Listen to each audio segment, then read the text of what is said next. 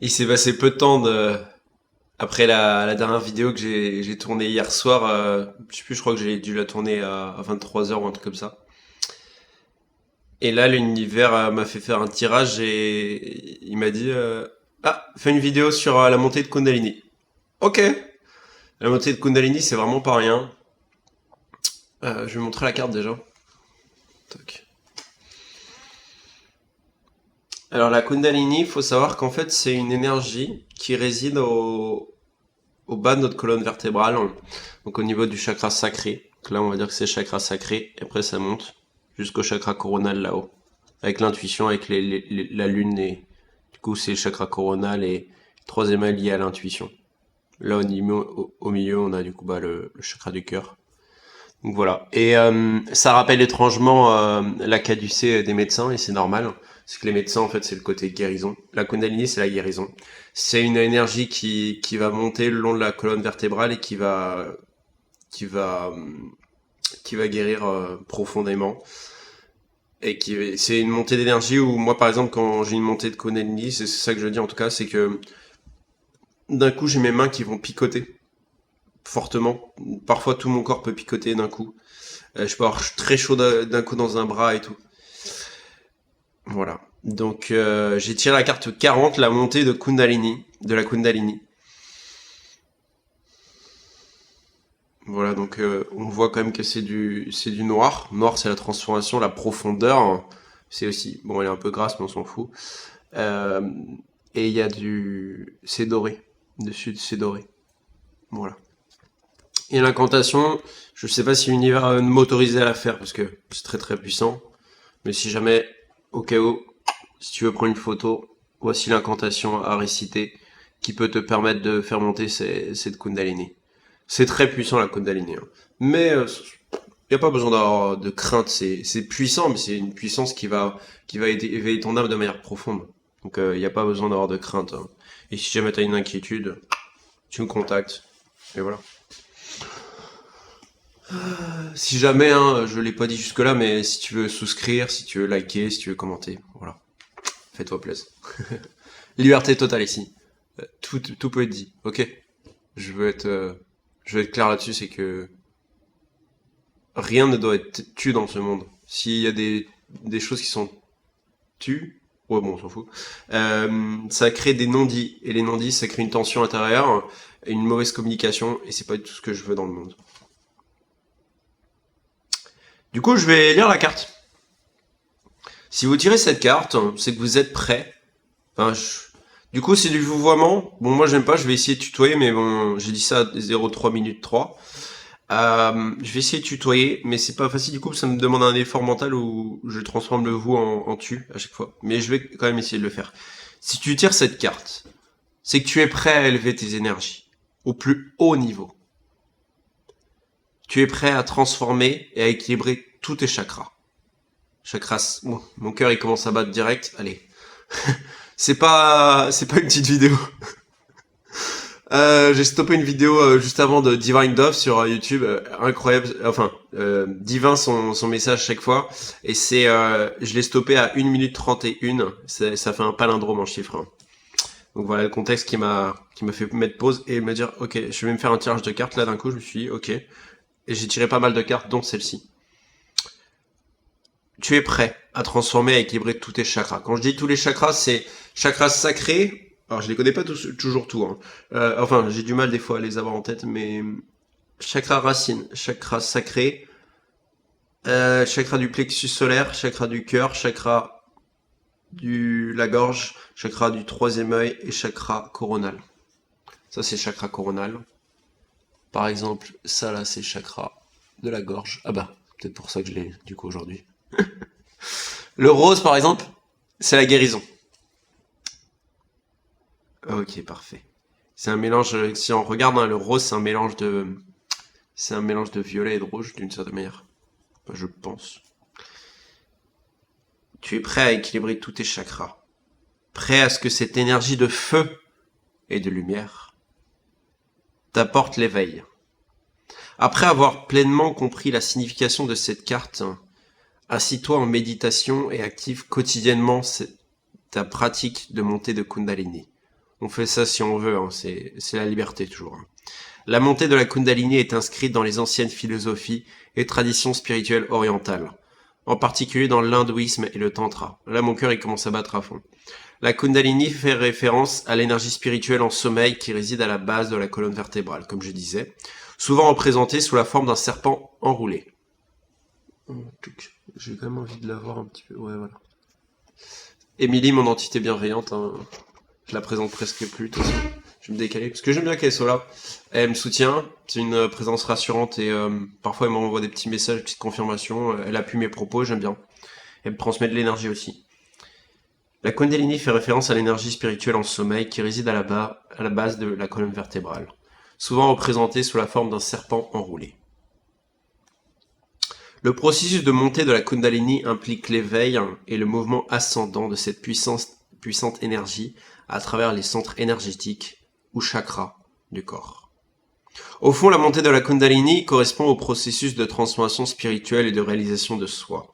C'est l'éveil du potentiel divin qui se trouve en chaque individu, déverrouillant des états de conscience plus élevés, une conscience élargie et une conscience plus profonde à l'énergie universelle. C'est bizarre de filmer en plein jour.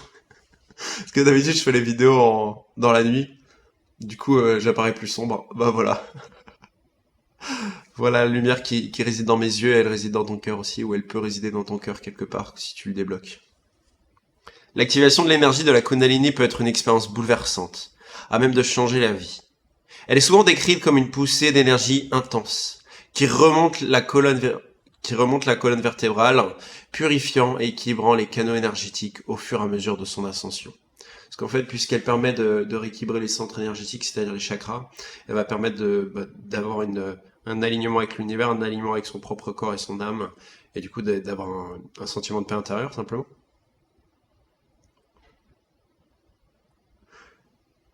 Ce processus peut entraîner toute une série d'expériences physiques, émotionnelles et spirituelles. Notamment des états de conscience plus aigus, une créativité accrue, une libération émotionnelle et des éclairs de conscience. Ouais, je vais me mettre droit un peu, c'est mieux. Hey, l'univers me dit de mettre ma couronne. Donc.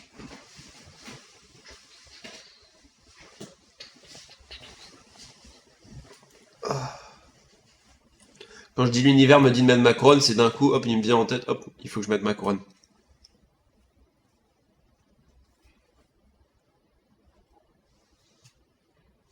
Parfait. Magnifique. Magnifique, magnifique. 3,59 € à la galerie Espace Anjou, à Angers. Bon, une libération émotionnelle et des éclairs de conscience. La montée de la Kundalini a pour but de faciliter la croissance spirituelle, la transformation intérieure et la réalisation de sa vraie nature. Elle est considérée comme une force puissante qui élimine les blocages énergétiques, dissout les croyances limitantes et facilite l'intégration du corps, de l'âme et de l'esprit. Dans sa montée, l'énergie de la Kundalini aligne et active les chakras, comme je disais. Ouvre la personne à des niveaux de conscience plus élevés et élargit son potentiel spirituel. Je tiens à préciser, hein, si la vidéo se coupe, c'est qu'elle doit se couper à ce moment-là. C'est l'univers qui choisit la durée de mes vidéos. S'il veut que je fasse une vidéo de 59 minutes, j'en ferai une de 59 minutes. Je ne pense pas, toutefois. Il est important de noter que la montée de la Kundalini est un processus qui nécessite un accompagnement, une préparation et bien sûr du respect. Alors ça, c'est pas forcément nécessaire si toi tu te sens prêt au fond, t'as pas forcément besoin des autres. C'est pas, j'ai dit ça à 9 minutes 9, donc on est d'accord. 9 minutes 9, c'est relié à mon chemin de vie, le chemin de vie 9. Le 9, c'est la sagesse, l'altruisme et le fait de réaliser des grandes choses. C'est aussi la fin d'un cycle. Le début du cycle, c'est 1, donc 1, 2, 3, 4, 5, 6, 7, 8, 9. Et 9, du coup, c'est la fin du cycle. Après, on reprend avec le chiffre 1 qui recommence un cycle. Et le 1, c'est le leader, donc c'est le commencement du cycle, du coup. Sans une juste maîtrise et une préparation adéquate, l'intensité de l'énergie peut être envahissante et potentiellement perturbante. C'est pourquoi il est conseillé de demander l'aide d'un guide spirituel ou d'un enseignement expérimenté qui pourra te soutenir et te guider tout au long du processus. Pas avoir d'inquiétude toutefois. Le processus de montée de la Kundalini est propre à chaque individu car l'énergie se déploie en fonction de la préparation spirituelle et du développement personnel de chacun. Nous allons être invités à explorer les profondeurs de notre être, à transcender nos limites et à nous éveiller au potentiel illimité de notre âme. Par exemple, là, j'ai mis la couronne ici, là. Ici, là, je sens quelque chose. Donc là, c'est lié un peu au... Alors, c'est un mélange entre le chakra de la gorge qui est ici, le chakra du troisième œil. C'est plus le troisième œil ici, du coup. Et là, on a le chakra coronal, mais bon. En fait, ça, des fois, ça peut s'entrecouper. Hein, et du coup, vu que j'ai une sensation ici, ça veut dire que ça active mon troisième œil dans l'idée, qui est ici.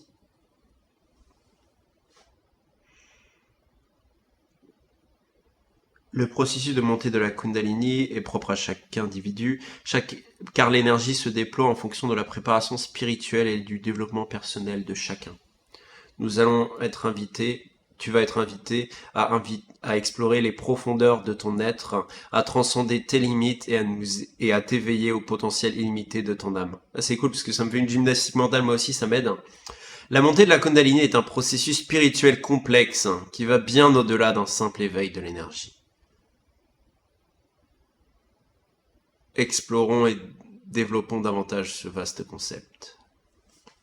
Éveiller l'énergie dormante. Alors je bois une tisane, c'est quoi? Healthy Liver Function. Donc pour le foie. Le foie c'est l'émotionnel. Donc là, l'univers m'a demandé de libérer de l'émotionnel, aujourd'hui beaucoup. Je le bois dans un verre que j'ai gagné, Rince Cochon c'est marqué. Et je l'ai gagné à une tombola organisée par une personne que je connaissais quand j'étais en études de commerce, hein, et qui a pour but de faire une course au Sénégal. Euh, et moi, il faut savoir que quand j'étais en CM2, j'avais demandé à toute ma classe de CM2 je devais émotif. Bon, on s'en fout. Euh, J'avais demandé à envoyer des affaires au Sénégal pour les enfants du Sahel. Du coup, toute la classe l'avait fait. Donc, le fait d'avoir eu cette tombola, ça m'avait fait une vraie guérison de mon enfant intérieur. Parce que c'était ma version la plus pure, cette version qui avait invité toute la classe à offrir des affaires à ses enfants du Sahel. On aide son prochain, on aide soi-même. Et du coup, je suis content. Et j'ai gagné deux prix pour la tombola. J'ai gagné une bouteille de vin que j'ai pas du tout ouvert avec des méthodes conventionnelles. J'ai ouvert avec, j'ai mis un clou dedans, j'ai mis des coups de marteau et j'ai bu avec et tout. Je la mettais dans mes plats et tout. Je buvais un petit peu, je diluais avec de l'eau et tout. C'était très très intéressant. Et sur un cochon, du coup, le cochon, je me suis dit mince, un cochon, j'ai pas envie de cochon, je voulais un ours et tout. Le cochon, c'est l'abondance, donc si, c'est une bonne chose. Voilà, donc certes je lis la carte, hein, l'énergie de la montée de la Kundalini, mais j'ai pas envie d'être carré en mode tu lis tout ça. J'ai envie de me dire, hey, t'as vu ça? T'as vu ça? Ah, je t'aime toi. Et je m'aime. C'est ça, c'est que si on lit juste tout la carte et tout, bêtement, ça sert à rien. Par contre, si je te le lis et je te donne des petits indices, des petits tac, ça rend le truc plus humain. Il y a du spirituel d'accord, mais on reste des êtres humains à la base. On est des êtres humains dans un corps spirituel ou des êtres spirituels dans un corps humain. Tu le dis comme tu veux, au fond, hein, c'est yin-yang, certaines manières. Je viens de réinventer le yin-yang en direct. En tout cas, Émilie, tu kiffes? Ah putain, j'adore. Ah, je t'aime, toi qui tu es. Si t'as déjà le courage de regarder ça, c'est que ton âme, elle est belle. Elle est d'une beauté incandescente, une beauté qui ne saurait se faire éteindre par l'ombre. C'est beau, hein.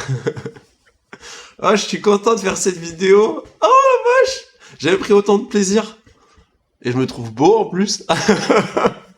Et y a un oiseau qui vient de passer devant ma fenêtre. Yeah, yeah, yeah! Ah ouais! Purée, trop bien! Éveiller l'énergie dormante. Et ouais. La montée de la Kundalini, un peu... Oh là, elle s'éclate maintenant. La montée de la Kundalini implique l'activation et l'éveil de l'énergie spirituelle qui sommeille à la base de la colonne vertébrale. Cette énergie, symbolisée par un serpent enroulé, représente le potentiel de transformation spirituelle et d'illumination. Je me sens appelé à la remontrer de nouveau. Donc c'est ça l'énergie de la Kundalini. Donc en fait, on a un équilibre entre la terre-mère, je vais essayer de faire, tac, la terre-mère et le ciel. Donc entre le divin et Gaïa. Gaïa la terre, divin, voilà le divin. Je pourrais dire par plein d'autres manières, mais c'est pas mal, divin déjà. Ah, je suis heureux. Je suis heureux et je suis vulnérable dans cette vidéo. T'as pas idée à quel point j'ai vécu des choses terribles. T'as pas idée à quel point j'ai souffert. À quel point je me suis senti seul, rejeté, maltraité, tabassé, insulté, craché dessus, rejeté, incompris, blessé, mis dehors, mis à la rue, laissé pour compte, laissé seul.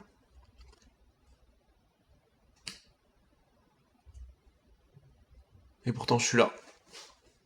Je suis là parce que j'ai tenu bon. Pourquoi? Parce que moi, dans ma colonne vertébrale, il y a une énergie qui transcende toutes les limites de la réalité. Qui transcende tout ce qui a jamais pu exister, ce qui existera jamais. Parce que j'ai cru que... C'est pas juste j'ai cru, j'ai su que mon cœur était invincible. J'ai su que mon cœur n'était pas capable de plier sous la noirceur. J'ai su que peu importe l'épreuve qu'on m'envoyait, j'allais tenir bon. J'ai su que j'étais plus grand que ceux qui voulaient m'abaisser. J'ai su que j'avais raison au plus profond de moi parce que c'est mon cœur que j'écoutais.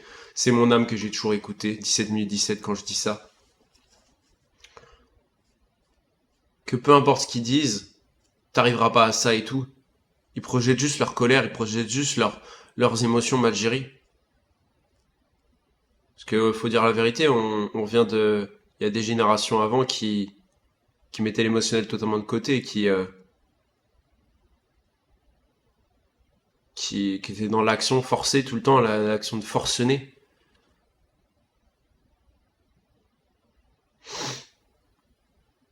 Et par exemple, j'ai une personne de ma famille qui est...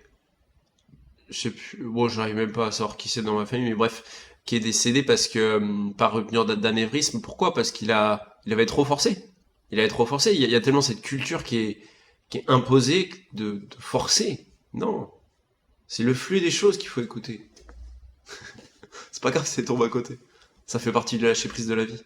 18 minutes 18.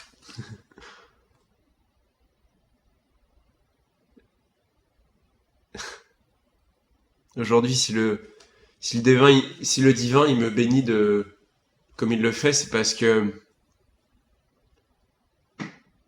je continue à en croire à la beauté du monde. Je continue à en croire que derrière la noirceur, il y a une lumière. Je continue à en croire que au fond des gens, il y a un cœur qui bat. Qu'au fond, tout le monde voudrait être aimé.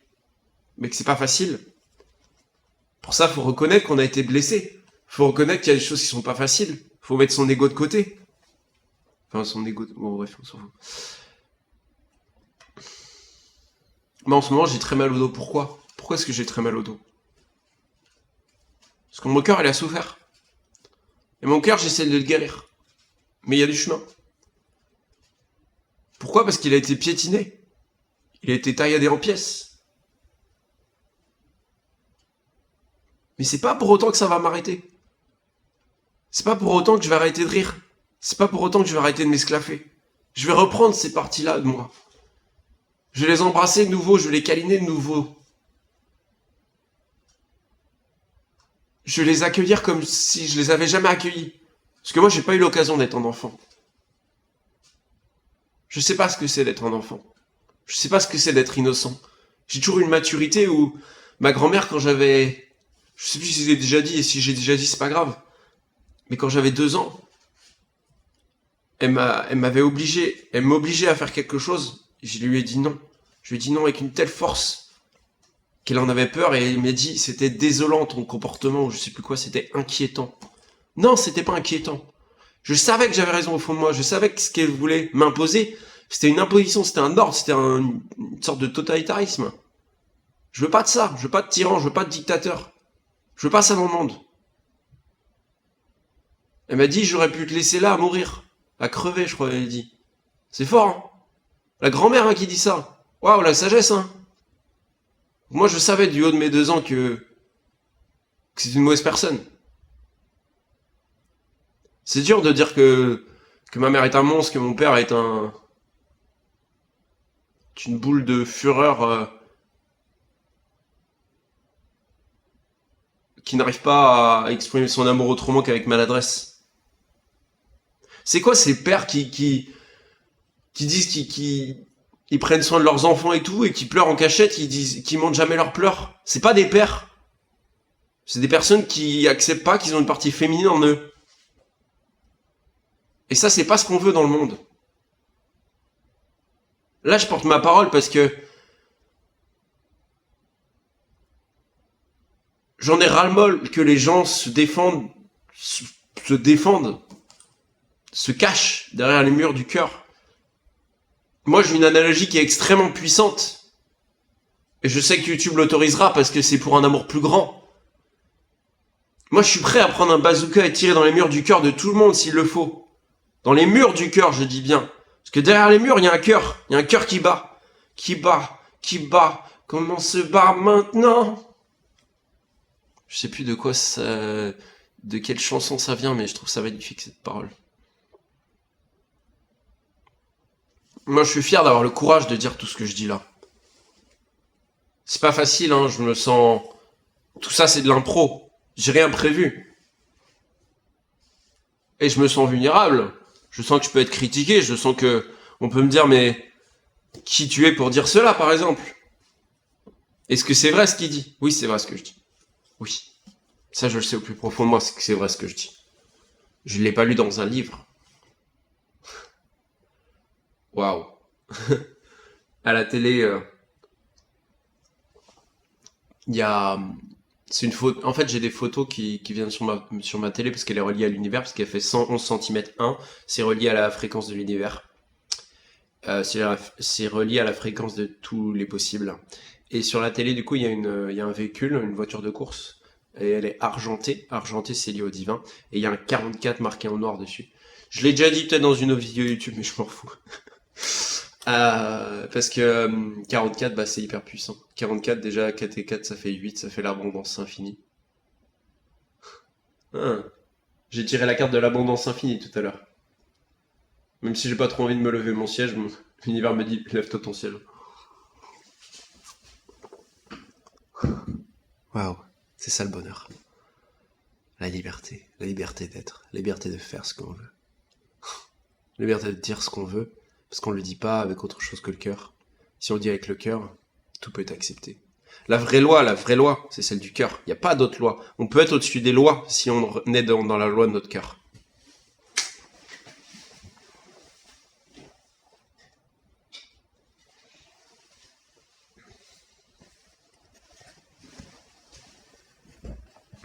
Tout à l'heure, j'ai tiré la carte. On va voir, hein, c'est 36. Donc, si on additionne le 3 et le 6, ça fait 9. On est sur mon chemin de vie. Et ben, c'est l'abondance infinie. Ah, elle est belle cette carte. Hein.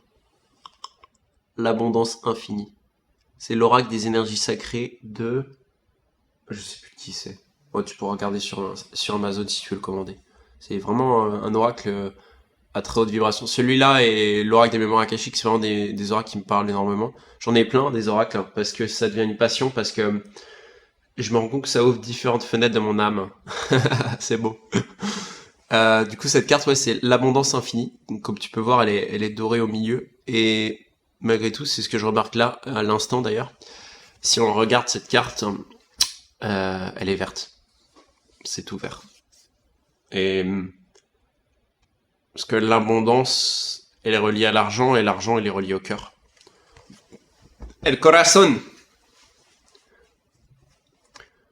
Ti amo, ti amo, ti amo. E por la stessa te quedana. Ah, j'aime bien l'italien, des fois ça donne une vibration un peu différente à l'amour. Ti amo, ti amo, ti amo, ti amo, ti amo. Te quiero. L'amour, l'amour, l'amour.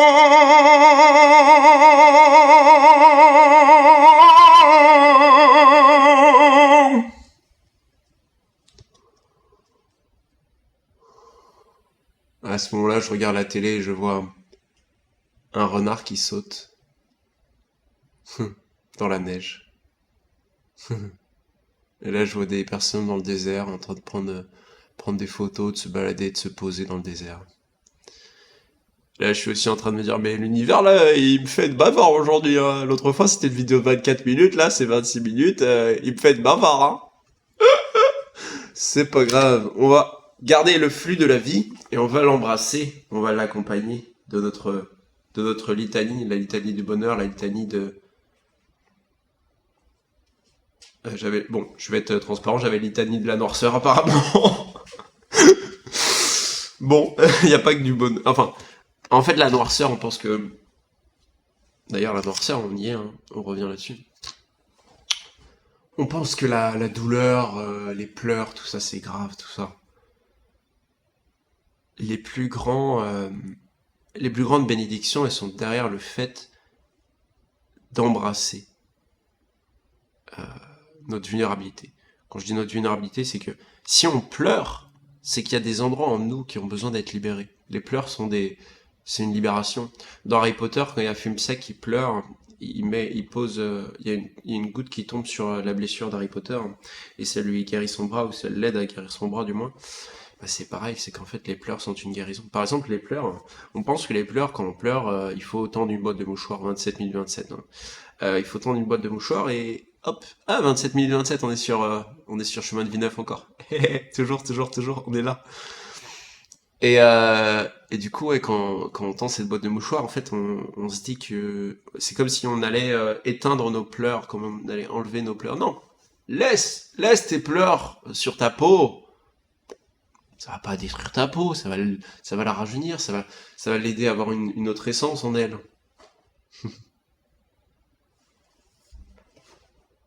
Éveiller énergie dormante.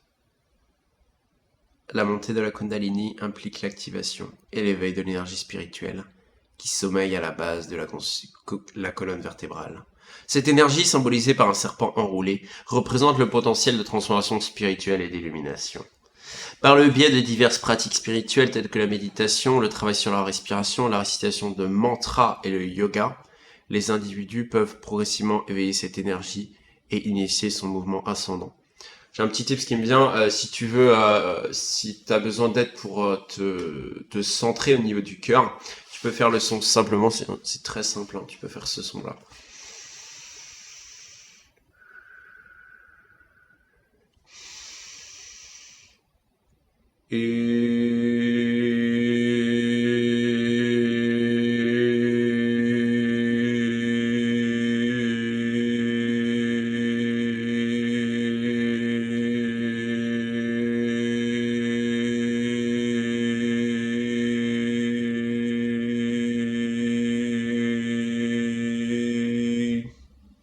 Comme tu peux voir, j'ai beaucoup de souffle, hein. Mais ça c'est pas surprenant, c'est pas nouveau. Euh, j'ai vécu quelque chose de particulier hier, c'est que j'ai voulu souffler dans un panier à linge pour enlever la poussière de celui-ci ou le laver en fait. Et en fait, j'ai tellement de souffle que j'ai soufflé dans le panier à linge. Il est derrière moi, mais on peut pas trop. Si, on peut le voir. Attends, comment je fais? Non, on peut pas le voir. Bon, c'est pas grave. Bref, il fait ça comme moteur. J'ai soufflé dedans et je me suis repris